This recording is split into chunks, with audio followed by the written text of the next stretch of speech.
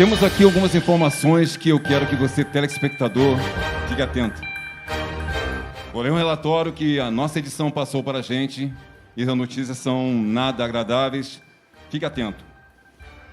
Já chegam a quase 150 o número de mortos, várias pessoas que foram expostas a uma epidemia violenta e devastadora.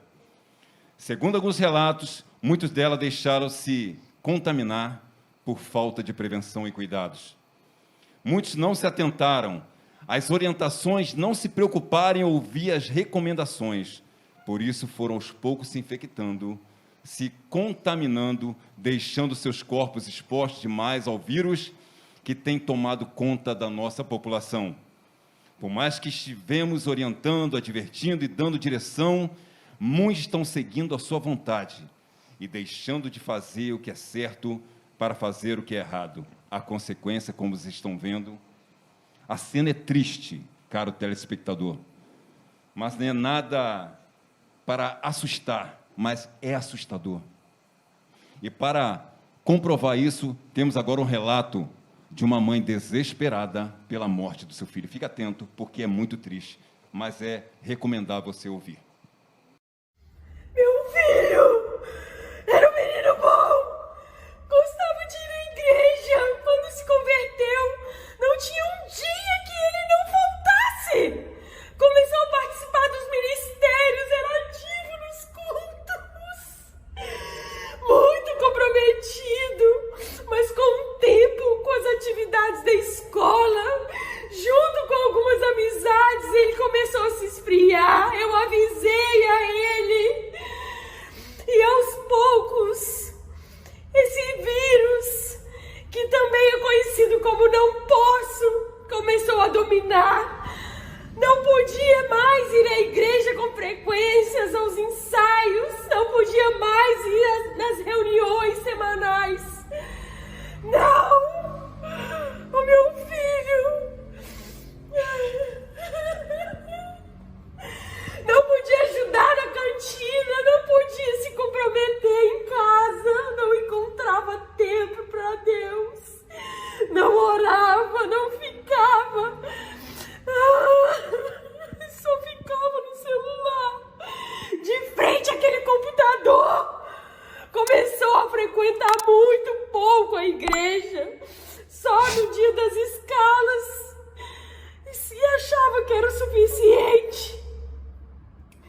Foi se contaminando com o tempo, com as conversas, com as amizades, que o fizeram chegar a esse ponto.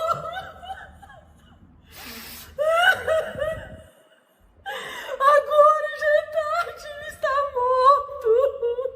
Você ouviu, telespectador, um relato desesperado de uma mãe que perdeu seu filho. A cena não é sensacionalismo, não, é a realidade. Mas para falar sobre o assunto, nós convidamos aqui, ele atendeu com todo carinho, mesmo nessa época ele esteja tão ocupado, o doutor Fé, que vai dar esclarecimentos para essa situação que está sendo avassaladora em nosso meio. Boa noite, doutor Fé. Boa noite. Te agradecemos em nome de toda a equipe pela sua presença, sabemos que sou um especialista no assunto. Temos algumas perguntas, doutor. Isso tem sido muito comum entre as pessoas? A estatística de cristãos que estão se esfriando e sendo contaminados pelo vírus, cada vez tem aumentado a um nível alarmante. Está assustando os pastores das igrejas, está assustando os líderes, né? E os índices são preocupantes, realmente são preocupantes. E como se explica isso, doutor? O que acontece? As pessoas não têm tomado as medidas, né, preventivas para não se contaminar. Alguns jovens, alguns cristãos, eles acreditam que só o fato de entregar a vida para Jesus já é suficiente para imunizar ele do vírus, né? Mas o resultado a gente está vendo aí que não é bem assim.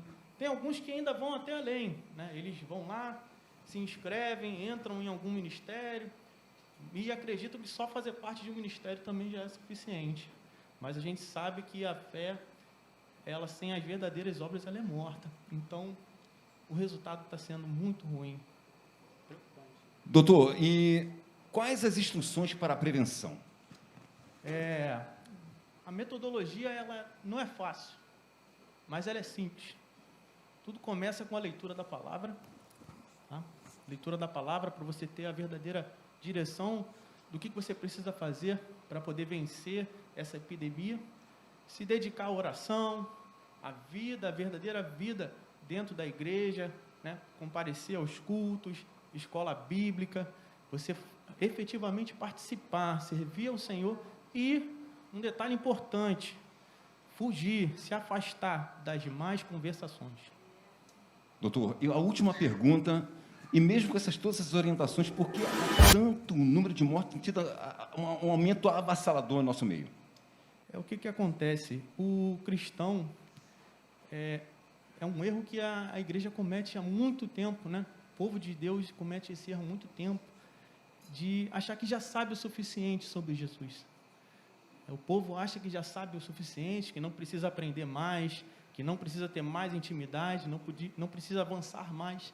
E aí o resultado, a gente vê o esfriamento, a contaminação e a morte espiritual. Ouvimos aqui o relato de um especialista, o doutor Fé.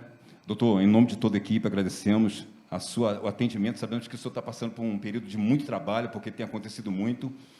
E fica aqui mais um canal de notícias, mais um plantão do seu jornal NASA News. Uma boa noite a todos. Fiquem com Deus.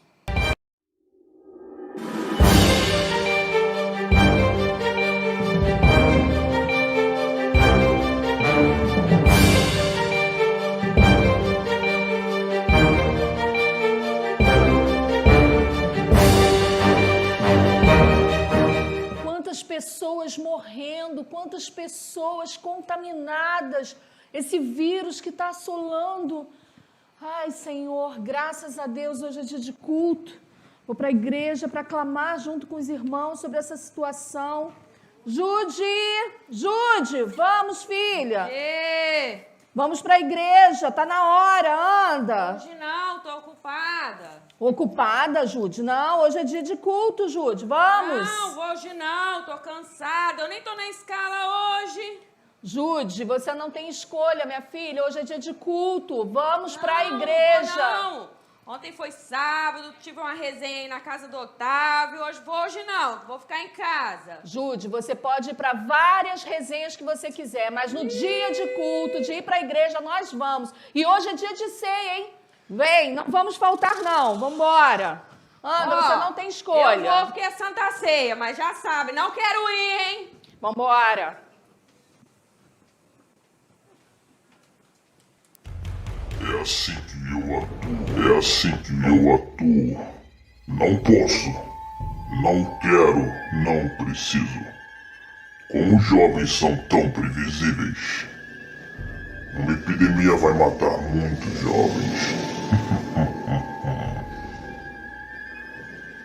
Basta eles acharem que não podem fazer mais do que já fazem. Não querem mais ir à igreja. Não precisam de líder e nem de aprender nada. O desânimo, tristeza, ansiedade, dificuldade, dor. As tarefas são sempre maiores para eles. Sempre estão impedidos de avançar. Resistem, desistem muito fácil do chamado, do propósito, da experiência, porque eles nunca lutam.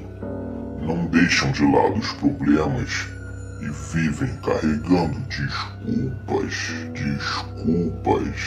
e mais desculpas.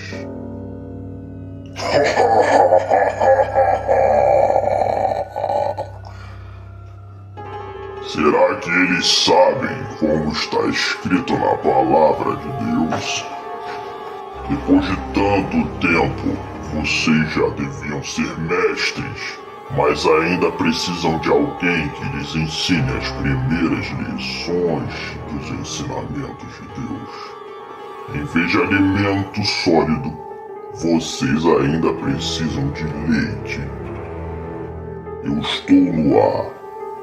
Eu estou avançando, atacando, tirando os jovens do foco, da presença, da direção, do chamado. E eu, o diabo, nem preciso fazer esforço algum. Eles mesmos mentem para si mesmos Eles mesmos fazem um monte de coisas, menos ser responsáveis. Na igreja, no reino, não se alimentam da palavra, não oram, não buscam, não crescem, não amadurecem.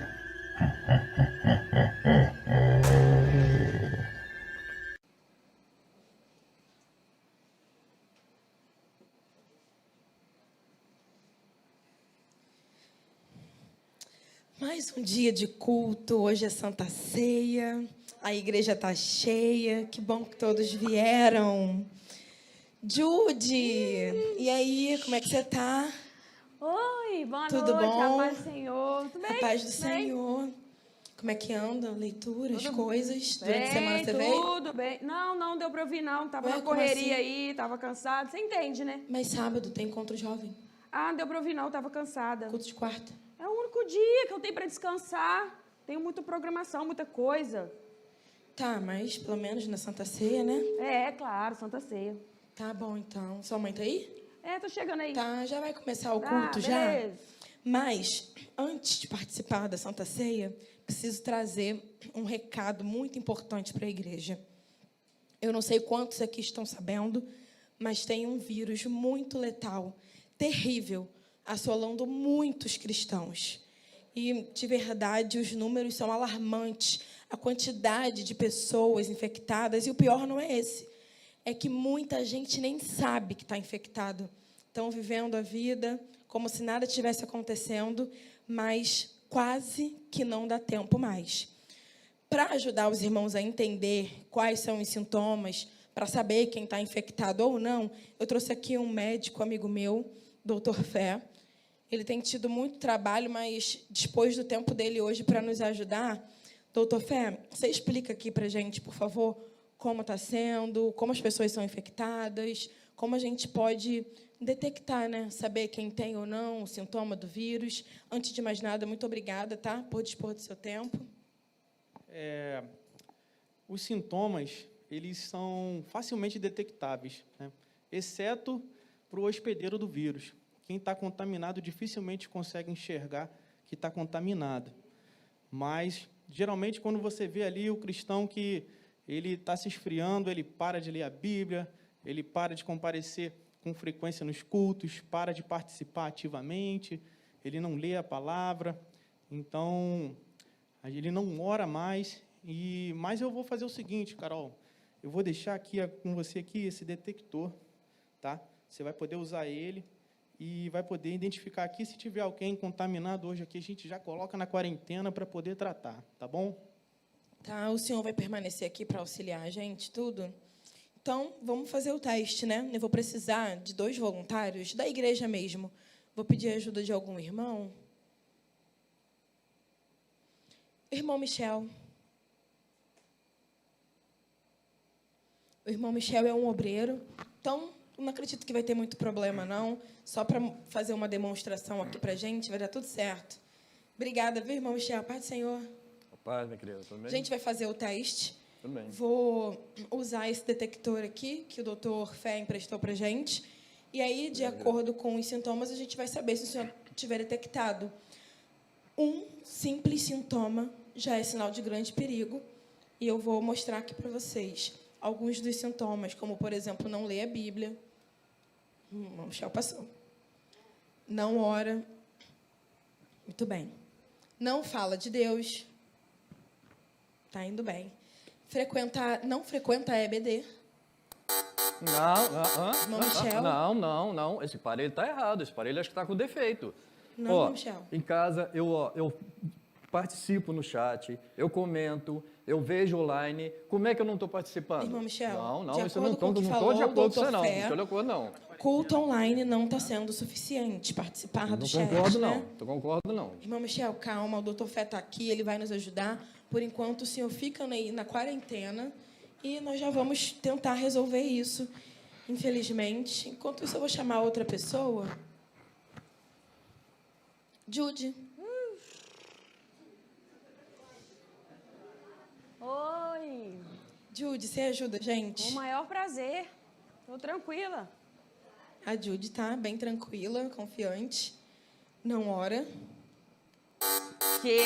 Não, Judy, isso tá errado. Não lê a Bíblia. Não, esse aparelho tá errado. Claro que não. Eu participo de tudo aqui. Tô nas escalas, não falto nenhuma escala. Não, Judy, isso tá calma, errado, hein? vamos continuar não, o teste. Tira isso de mim, Vamos tira, continuar isso o tá teste. errado. Tá Não, errado, não fala de Jesus. Eu até canto aqui, eu até prego de vez em quando. Tá Judy, errado calma. isso, hein? Tá Não errado, vai na isso tá EBD. errado. Não, não. Judy, Tá fica errado, aqui em olha isso aí, isso quarentena. tá errado, hein? Judy, calma, Não. vamos manter a calma. O Dr. Fé já vai explicar como a gente pode fazer para salvar esses nossos irmãos e como outras pessoas podem se prevenir.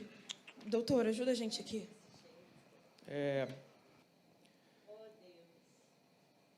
Eu acredito que a maioria de nós aqui já tem maturidade suficiente para saber que a gente precisa cuidar da nossa saúde, né? A gente tem que se prevenir para não se contaminar. Hoje, por exemplo, todo mundo aqui está com a máscara, para não contrair um vírus. E se a gente estiver doente, a gente tem que fazer o quê? A gente tem que se cuidar, a gente tem que se tratar. Não pode ficar esperando outras pessoas fazerem pela gente o que a gente tem que fazer. Na vida espiritual, não é diferente. Não é diferente.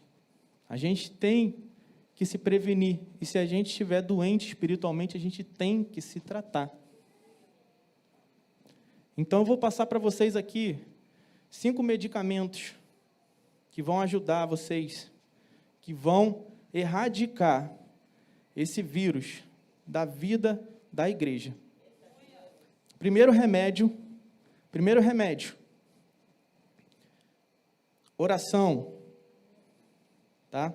Recomendação médica, no mínimo 3 vezes ao dia, tá? A primeira dose, assim que você abrir o seu olhinho. Abriu o olhinho de manhã, escova o seu dentinho e faz a sua primeira medicação da oração. Tá? 3 vezes ao dia. Segundo, palavra, estudo, aplicação da palavra, ler e praticar a palavra. Se possível, combinado com a vigilância, tá? Para poder ter efeito imediato na vida da gente. E terceiro, junto com esses dois aqui, o amor, para poder tirar o coração de pedra e deixar Deus colocar o coração de carne. Para vocês terem um coração sensível à voz do Espírito Santo. E aí, vocês vão trocar o não posso pelo posso todas as coisas em Deus. E assim vocês vão começar a ter vida espiritual, vida ministerial, vida em Cristo. Vou passar aqui mais 2 medicamentos aqui importantes, tá? O 4º medicamento, a vontade de Deus. Se você passar a aplicar esse medicamento para você na sua vida, diariamente, você vai trocar o não quero pelo quero. Quero fazer somente aquilo que agrada ao Senhor. E você vai experimentar quão boa e agradável e perfeita é a vontade dele para a nossa vida. E você vai conseguir entender que, se a gente colocar o reino de Deus em primeiro lugar na nossa vida, todas as coisas, as outras coisas, vão ser acrescentadas. Porque Deus é fiel à palavra que Ele coloca na vida da gente. E, por último, a obediência. Esse remédio aqui vai fazer você trocar o não preciso pela consciência de que nós temos que buscar constantemente estar debaixo da mão do Senhor, buscando conhecer o Senhor, se relacionar com o Senhor, obedecer os nossos líderes, aceitar a orientação dos nossos líderes, permitir ser tratado. E a gente vai trocar o não preciso pelo preciso de Deus na minha vida. O médico dos médicos, o maior médico que já existiu e ainda existe, se chama Jesus Cristo. E esse médico, ele não abriu mão de nenhum compromisso.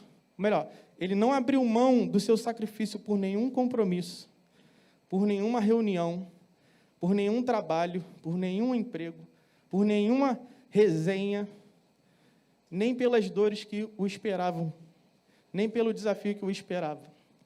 Mas ele resolveu se sacrificar para conquistar toda a herança que nós recebemos quando nós entregamos a nossa vida a Ele.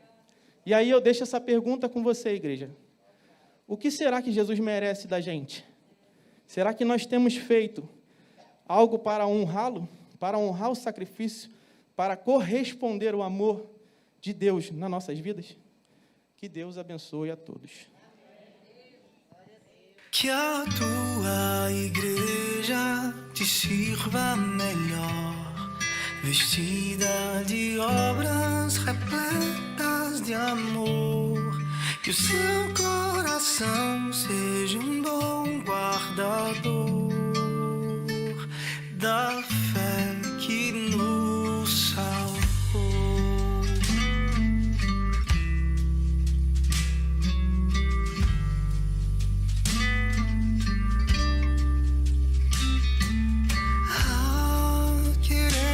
Saber cantar e viver para ti, vem ensinar a fé que nos faz existir, e assim maior glória te dá. Jesus foi aquele que em carne se fez, foi justificado no Espírito e visto pelos seus anjos, pregado às nações, crido no mundo e... Aleluia! Eu creio que esse teatro falou com cada um de nós. Falei de manhã, vou repetir. Antigamente nós fazíamos muito teatro evangelístico, né? Mas hoje a gente está tendo que também despertar aquele que está dentro da casa do Pai. Aquele que está se deixando conduzir. Aquele que está se deixando conduzir por uma levada, dizer assim, do Evangelho. Talvez que a gente se acha maduro, que a gente se acha capacitado, gabaritado para viver, e alguns podem até dizer assim, não, eu tenho tanto tempo de igreja, não, eu sou isso, não, eu sou aquilo, e de verdade está esquecendo que o inimigo, ele age na sutileza. O inimigo age de uma forma sutil, e eu queria compartilhar com vocês um texto da palavra de Deus, que se encontra em Isaías, no capítulo 55, abra a sua Bíblia comigo.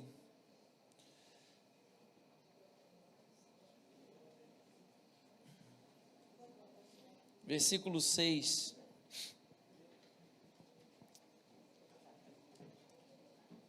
Como eu falei, a gente está montando uma, tirando outra, montando outra, ainda tem ceia hoje, pode chegar um pouquinho para cá, isso, aí tá bom, ótimo.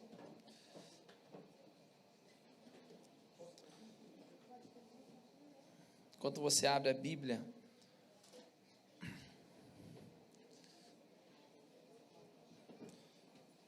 e nós vamos fazer essa leitura,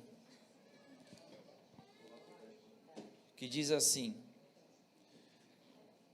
buscai ao Senhor, enquanto se pode achar, invocai-o, enquanto está perto, deixe o perverso o seu caminho, o iníquo os seus pensamentos, converta-se ao Senhor, que se compadecerá dele, e volte-se para o nosso Deus, porque é rico em perdoar, porque os meus pensamentos não são os vossos pensamentos, nem os vossos caminhos os meus caminhos, diz o Senhor, porque assim como os céus são mais altos do que a terra, assim são os meus caminhos mais altos do que os vossos caminhos, e os meus pensamentos mais altos do que os vossos pensamentos. Porque de toda maneira está começando a querer entrar dentro da igreja, e como eu falei, na sutileza ela entra,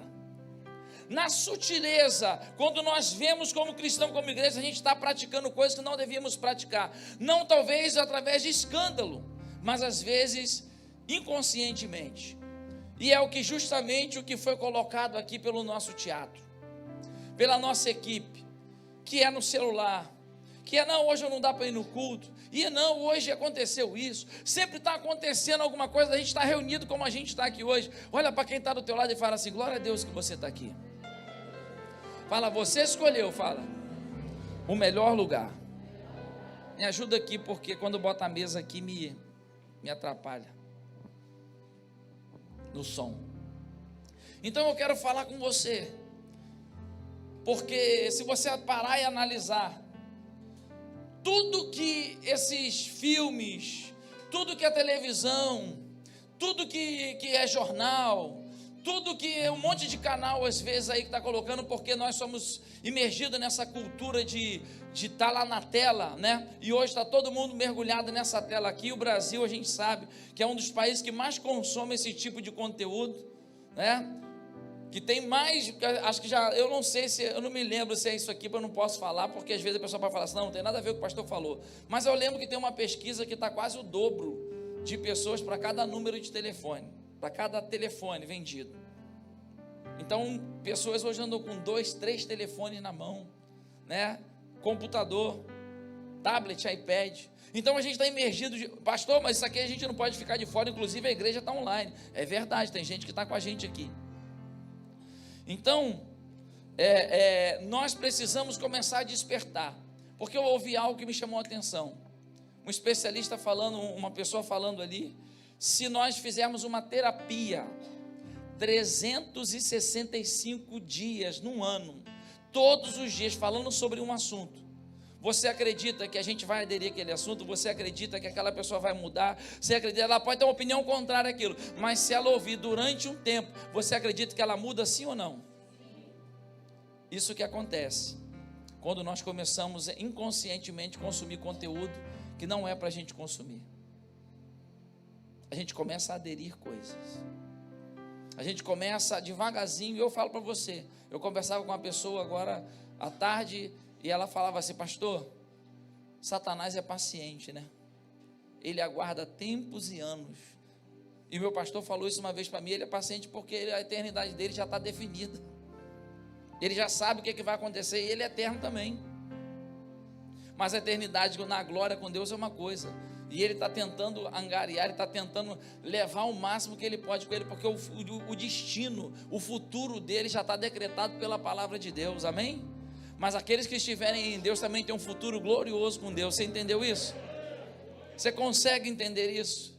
Então, o tipo de conteúdo que estão querendo descer goela abaixo do povo, dizendo por N coisas que o povo é preconceituoso, que o povo é isso, que o povo é aquilo, que o povo é isso, aquilo outro, não é não, querido. Não é uma questão disso não, uma questão hoje, sabe o que é onde que eles estão atingindo? Eles não estão falando mais isso para adultos, não, eles estão atingindo as crianças. Eles estão colocando isso dentro das escolas, eles estão colocando isso em desenhos animados, eles estão colocando isso, entendeu? Nos inocentes, aonde, sabe, daqui a 15, 10 anos, vão estar com a cabeça, com a mentalidade toda mudada e transformada. Então, glória a Deus pelo projeto Boa Semente, que está ensinando música, que está ensinando a palavra, que está ensinando disciplina, que está direcionando as nossas crianças para o caminho do Senhor. Quem pode dar um glória a Deus comigo aí?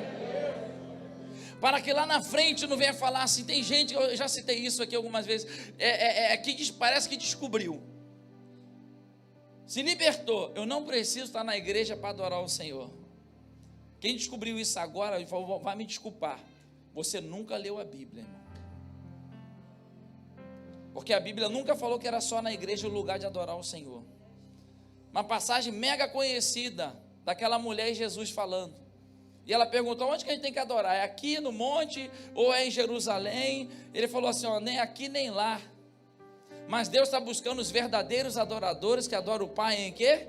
em espírito e em verdade. Então, quando a gente vem para o templo, a gente vem para a reunião daqueles que têm o coração voltado à adoração a Deus. E mesmo que eu chegue aqui com meu coração fechado, eu sou tocado dentro daquele ambiente, daquele irmão que está cheio da presença de Deus, e ele vai tomando, sabe, espiritualmente a semente vai sendo tomada, e até quem não sentia, passa a sentir a glória de Deus. Você consegue entender isso? Então não é que a adoração só flui no templo, com instrumento, com teclado, porque nós estávamos aqui com os nossos adolescentes na terça-feira, o pessoal estava do louvor, estava lá sem luz, sem instrumento ligado com caixa de som, era tudo no gogó, e apenas um violão, e a glória desceu, e o povo chorando, sentindo a glória de Deus. É porque quando os santos se reúnem, os verdadeiros adoradores se reúnem em espírito e em verdade, a glória de Deus se manifesta, e é isso que a igreja está presente aqui.